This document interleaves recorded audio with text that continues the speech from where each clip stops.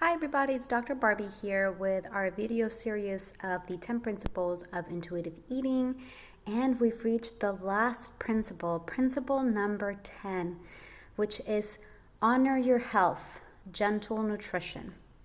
It's only after we've been able to listen to our bodies in terms of when they want to eat, what they want to eat, being satisfied with our foods, knowing when we're full and when we want to stop eating and then resume eating later if we want to, knowing how to move our bodies and when, depending on what our body asks for. Now we can start focusing on the nutrition aspect that I mentioned earlier on in one of the principles that we talked about before. So the reason why this is the last principle and not the first, even though the intuitive eating principles were developed by dietitians, the reason why it's the last principle is because Elise Resch and Evelyn Tribole, who are the two proponents of intuitive eating and the 10 principles, and the book link will be below in the description, they believed that if we put nutrition at the forefront of intuitive eating, it would become just another diet. People would be focused on having very specific nutrition, usually leaning towards what's called orthorexia, or being overvigilant about adequate nutrition or nurturing their bodies appropriately. And so they decided to make that principle the last principle, because it's only after we've been able to overcome chronic dieting behaviors, chronic restricting, binging cycles, mindful eating, when we are able to stop thinking about mental restriction, all these other concepts that we learn in the other 9 principles of intuitive eating, only then can we truly start focusing on nutrition. What that means is, let's say that you are hungry and your body is asking you for a brownie, but you didn't have breakfast or lunch today. You didn't have a protein, you didn't have a carbohydrate, and certainly you can choose to have the brownie. There's nothing wrong with having the brownie at that point. But you could also start wondering, if I have the brownie, it doesn't really give me adequate nutrition. Maybe if I eat some chicken with some vegetables, and then a piece of brownie, I will have a more balanced nutrition to fuel my body more properly for the day and my activity. And that also goes day by day basis or meal by meal basis. Some meals you might choose to know, I want to have my brownie for breakfast or lunch. In some meals you might say, actually, I think I need better nutrition, so let me have the chicken with vegetables. And if I still want the brownie afterward, I'll see how much brownie I want to have. And you could have all of it or you could have a piece of it. So the nutrition aspect, the gentle nutrition aspect of intuitive eating really comes at the end, after we've learned all the other principles and now we're able to listen to what our body needs. Because sometimes there's things or foods that we crave that actually is because we need a certain nutrition. For example, I am currently pregnant and I did become what's called anemic. I have a low iron count or blood count, red blood cell count, hemoglobin count in my body, not red blood cell count, hemoglobin count, which goes hand in hand with iron in pregnancy because of all the blood supply that I'm using with the baby and placenta. And so before I found out I was anemic in a lab value with my doctor, I was craving steak and peanuts a lot. Steak has a lot of iron, peanut has iron as well. And I was wondering, maybe I'm anemic because I'm craving these things. And then I would crave random foods that I would look up their nutritional value, and their main nutrition value was iron.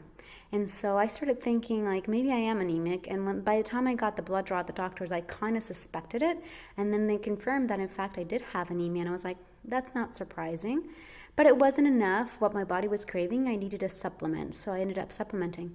I'm still, though, eating steak because I'm craving it. I'm craving peanuts and things that have a lot of iron in them. And so this is just an example how I was able to use intuitive eating to listen to what my body was needing. My body was needing iron, and it was craving more foods with iron in general. Another thing that's been going on is my body has been craving a lot of carbohydrates. And actually, my sugars have been running on the low end while pregnant. So it makes sense that I want more carbohydrates because my sugars are a little bit lower than we would want them to be. And so that's why I've been craving a lot more carbohydrates, like breads and pastas, things that I don't normally crave. I've also been craving other foods that I don't crave, like cottage cheese, which I don't like. And I think that's because of the protein content that cottage cheese has. Because besides my main meals, like lunch and dinner, I haven't really found a good source of protein that I want to eat for myself. And so I think because I was eating cream cheese at breakfast, my body was like, what's similar to cream cheese? Cottage cheese, but it has more protein than cream cheese, so maybe you should crave that instead. And I followed my body's advice, and I've been eating cottage cheese and sometimes with fruit as well to add the carbohydrate that the cottage cheese is missing. And I'm just adding it because that's what my body is wanting in terms of nutrition. And I don't like mixing fruit with anything. I don't like cottage cheese. But this is what my body has been craving in terms of principle number 10 of gentle nutrition and honoring my health. So I've been honoring those cravings, and usually when I crave something like that, I start thinking about why. Just like I did when I was craving so much steak and peanuts, which I still do, I was wondering why, and I was wondering maybe my iron is low, and it was true. So principle number 10 is to honor your health with gentle nutrition. Do not start with the nutrition. If you're new to intuitive eating, don't start focusing on this part just yet. First, just focus on getting rid of your body's and your mind's thoughts of restriction and chronic relative starvation from chronic restriction. Like if you've been chronically dieting or if you're recovering from an eating disorder, do not focus on the nutrition part just yet. You start focusing on that when your body is ready. So you don't even have to think about when do I need to focus on the nutrition.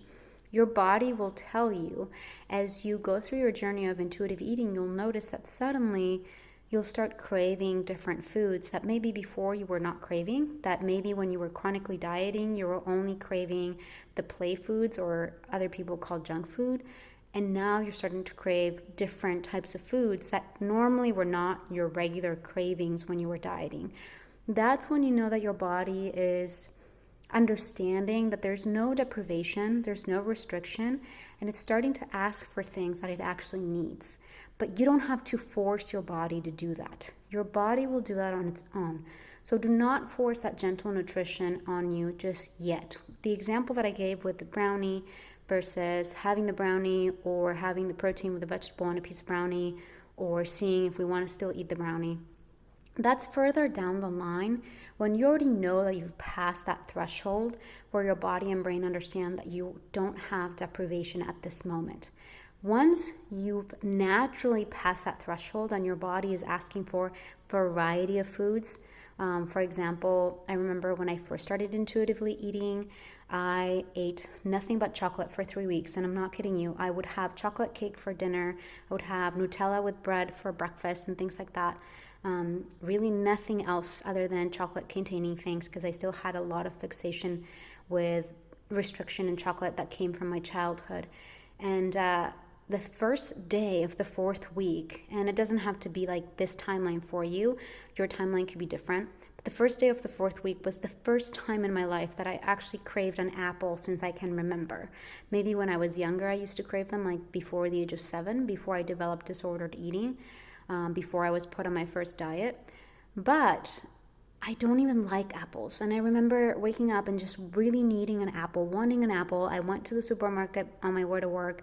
I got the apple, I chewed it, I enjoyed it so much, it was so delicious. And then that's when I remembered that I didn't like apples. And I was like, this intuitive eating thing probably actually helps. Now, from that point until now, it took a lot other tries and periods where I would start eating chocolate again nonstop, almost like my body or my brain were testing me, like, is this happening for real? Are we not restricting for real?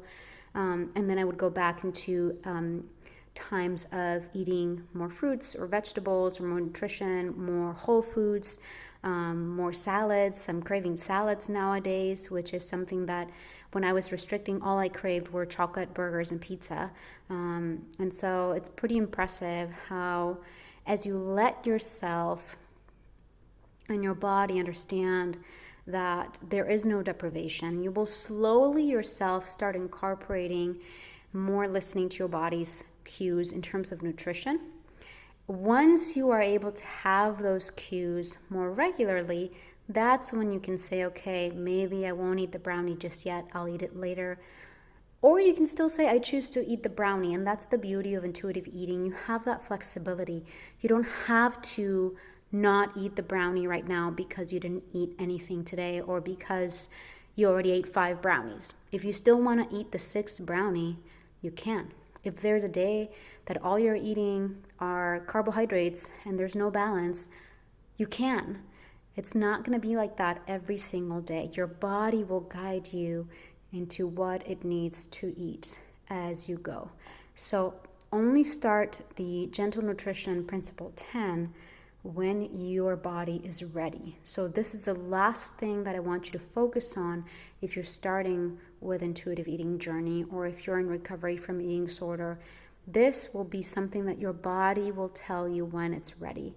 And you might not understand that now, but when it does happen and your body's ready and it shows you the signals that it's ready, you'll be like, oh, that's what Dr. Barby meant, is this moment right now that I'm craving something different, or that I'm starting to crave things that I didn't used to crave before, that I wasn't thinking about before, that I wanted to eat. I just had to eat them because they were healthy. Now you'll want to eat them.